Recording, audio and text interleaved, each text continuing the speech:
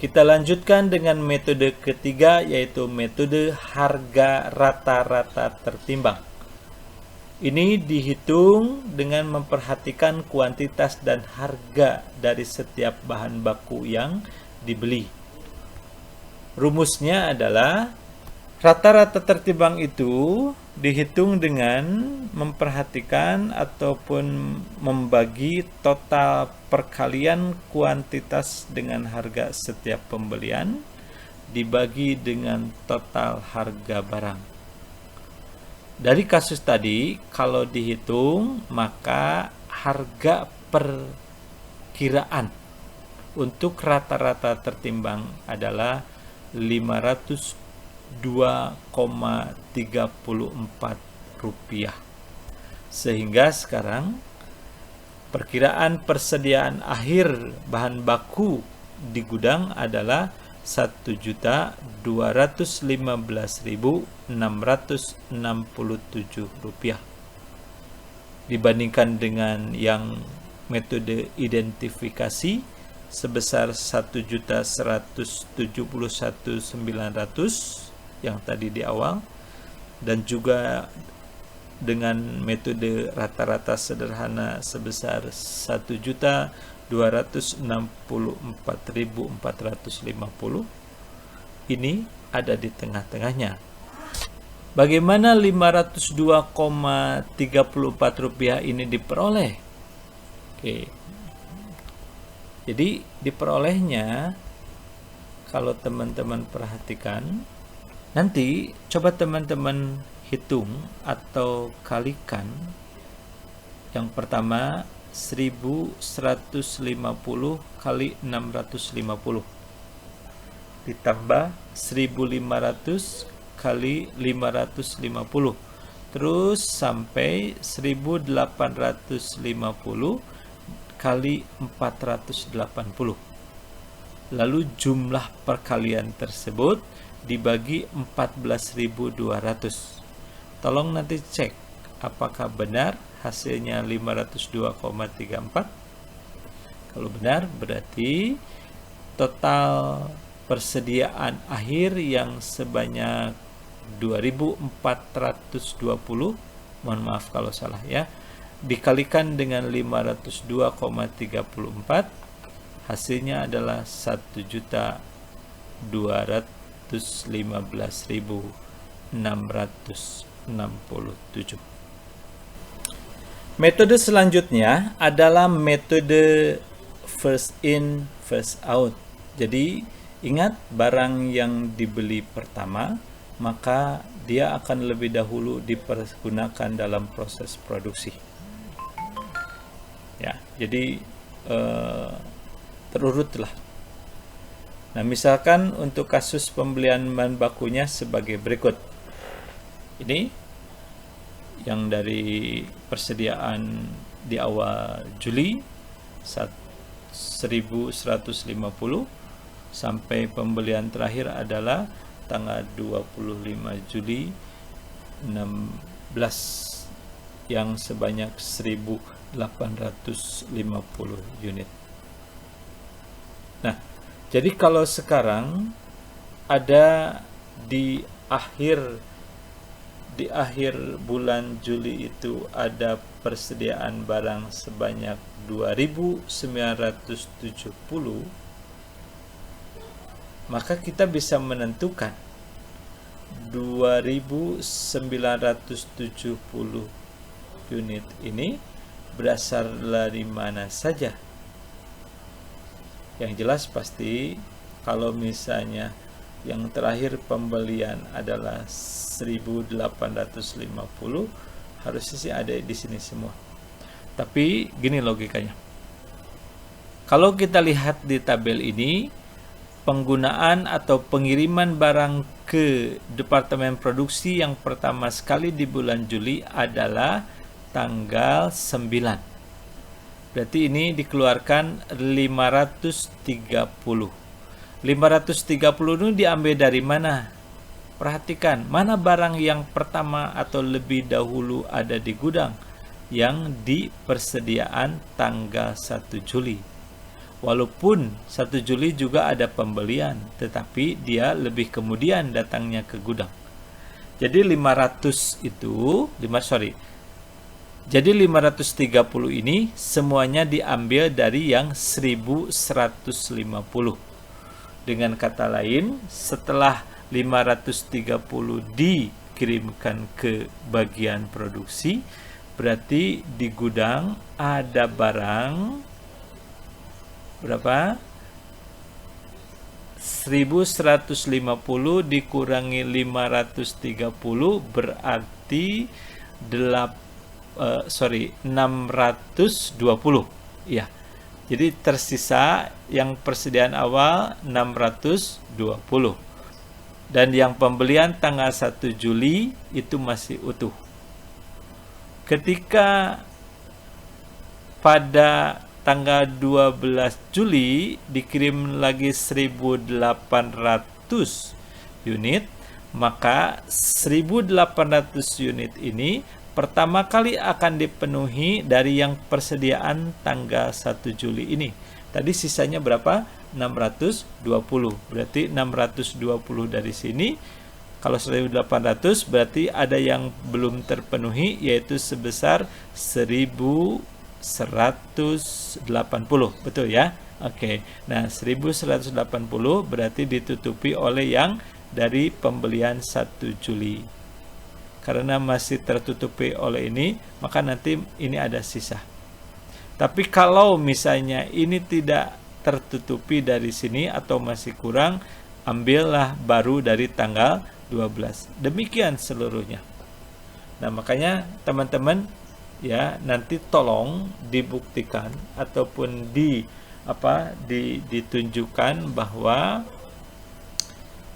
yang 2.970 ini berasal dari pembelian tanggal 25 Juli sebanyak 1.850 unit, dan dari tanggal 17 Juli sebanyak 1.120.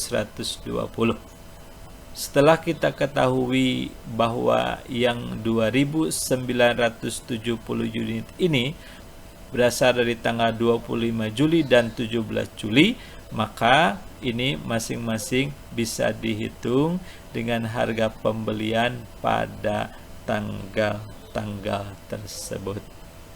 Sehingga kalau persediaan sudah diketahui, baru nanti bisa diketahui berapa barang atau berapa biaya bahan baku yang masuk ke bagian produksi. Tolong dihitung berapa. Seperti tadi kan ketahuan ya, yang identifikasi khusus itu 1.171.000 dan seterusnya. Yang rata-rata sederhana itu 1.264.000 dan seterusnya. Sedangkan yang tertimbang itu 1.215.000 dan seterusnya. Nah, sedangkan kalau demikian pakai first in first out berapa? Ya, oke. Setelah kita bahas metode first in first out, sekarang kita bahas metode last in first out. Jadi ini kebalikan malah. Jadi bahan baku yang masuk ke gudang lebih kemudian, dia akan keluar lebih dahulu justru. Ya, jadi akan dikeluarkan dan dipergunakan dalam proses produksi. Nah, ini misalkan schedule yang tercatat ataupun catatan pembelian barang yang dilakukan. Nah, berarti sekarang ada 2.970 sisanya. Ya, mohon maaf kalau sebelumnya tadi ada saya salah sebut jumlah. Nah, sekarang kalau tadi yang first in first out, yang tersisa adalah pembelian tanggal 17 dan 25. Maka sekarang bagaimana kalau yang dengan metode last in first out, 2.970 ini dari mana saja? Oke, perhatikan sekarang. Perhatikan satu aja dulu nih. Jadi kalau tanggal 9 Juli ada mengeluarkan barang sebesar 500 Kita perhatikan sebelum tanggal 9 Juli ada persediaan barang dari tanggal berapa saja? Oke, pembelian tanggal 1 dan persediaan dalam gudang tanggal 1. Mana yang lebih kemudian diadakan, yaitu yang 1.500 ini. Yang 1.500 ini diperoleh atau dibeli setelah ada persediaan.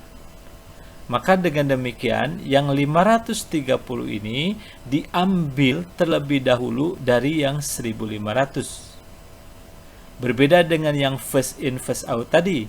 Justru yang 530 tadi diambil dulu dari yang 1.150. Tapi sekarang kebalikannya, diambil dari yang 1.500. Kemudian terus sampai 1 bulan Juli itu. Dan pada akhirnya akan diperoleh data seperti ini. Jadi kalau 2.970 ini berasal dari tanggal 1 Juli sebanyak 1.150. Jadi bayangkan 1 bulan tidak dipergunakan untuk proses produksi. Dan terakhir ada yang dari 12 Juli 850 unit. Tugas teman-teman, kembali saya tegaskan, selain tadi menghitung besar perkiraan persediaan barang yang mulai dari identifikasi khusus, rata-rata sederhana, dan rata tertimbang, kemudian juga tolong yang ini untuk metode last in first out sama juga dengan yang tadi first in first out, coba jabarkan sehingga didapatkan jumlah ini. Selain juga teman-teman nanti untuk menentukan biaya bahan baku yang dipergunakan dalam persediaan akhir untuk last in first out dan first in first out ini. Nah, untuk metode harga standar, sekali lagi ini ditentukan secara internal oleh perusahaan. Ada kebijakan yang diambil oleh manajemen, katakanlah demikian, sehingga harganya dipakai harga standar. Pertimbangannya apa? Pasti banyak ya, entah itu proses produksi yang dilakukan, atau kesulitan atau tingkat kesulitan mendapatkan bahan baku, atau fluktuasi harga dan sebagainya. Nah, metode standar sebagai tugas lanjutan, tolong nanti disimulasikan dan tentukan misalnya ada satu proses pembelian seperti tadi saja yang seluruh tadi, terus nanti ditentukan harga standarnya sekian, jadi berapa sisa atau biaya persediaannya berapa, teman-teman kalkulasikan. Ini persis sama juga yang harga pasar. Kalau harga pasar berarti mengikuti naik turunnya harga di pasar. Fluktuasi harga harus dipantau sehingga apa? Sehingga nanti harga barang bahan baku yang dibeli itu memang bisa turun naik. Nah, ini repotnya bagi perusahaan, berarti kan harus memantau secara ketat. Walaupun secara secara harga pokok produksi berarti akan sangat menggambarkan keadaan atau kondisi harga-harga yang ada di luar atau harga-harga dari faktor produksi yang ada di eksternal. Hanya effortnya lebih tinggi, tapi presisi akan lebih baik atau lebih bagus dibandingkan dengan harga standar tadi. Oke, teman-teman, kiranya itu. Jadi ada beberapa tugas tadi yang harus teman-teman laksanakan. Ditambahkan saja di buku tugas atau di dokumen sejenis lainnya yang pada akhir semester nanti akan kita kumpulkan. Jadi tolong buat serapih mungkin, ya, selengkap mungkin dan sekreatif mungkin. Karena saya yakin ini masanya atau ini waktunya teman-teman menunjukkan kemampuan ataupun aktivitas teman-teman sehingga bisa menjadi bahan pertimbangan dalam mengeluarkan nilai TAH pada akhir semester nanti. Sehingga ini akan menjadi bahan pertimbangan untuk pengeluaran nilai THO pada akhir semester nanti. Nah, sebagai bukti bahwa teman-teman telah mengikuti sesi perkuliahan untuk pengendalian biaya bahan baku ini, seperti biasa silahkan tulis nama dan NPM di kolom komen. Akan lebih bagus lagi kalau teman-teman juga subscribe, akan menambah ramai perkuliahan kita secara online ini. Kalau ada pertanyaan, kalau ada hal yang mau disampaikan, silahkan melalui WhatsApp aja. Oke, terima kasih banyak teman-teman. Harapan akhir, mudah-mudahan teman-teman selalu sehat, selalu dapat beraktivitas secara produktif, sehingga terus bisa sama-sama berdoa bersama-sama agar wabah corona COVID-19 ini segera berakhir, ya, walaupun rasanya kita sudah belajar banyak nanti setelah wabah ini. Keterbukaan kita kepada proses-proses yang tidak terbayang sebelumnya akan semakin besar. Maksud saya, kebiasaan orang nanti belanja online itu pasti akan meningkat. Kemungkinan besar dunia pendidikan perguruan tinggi juga akan berubah nanti. Akan ada sisi di mana membuka kemungkinan untuk proses pembelajaran secara online dan sebagainya. Baik teman-teman, sekali lagi terima kasih banyak atas kebersamaannya. Mudah-mudahan kita bisa bertemu dalam sesi pembahasan yang lain. Assalamualaikum warahmatullahi wabarakatuh.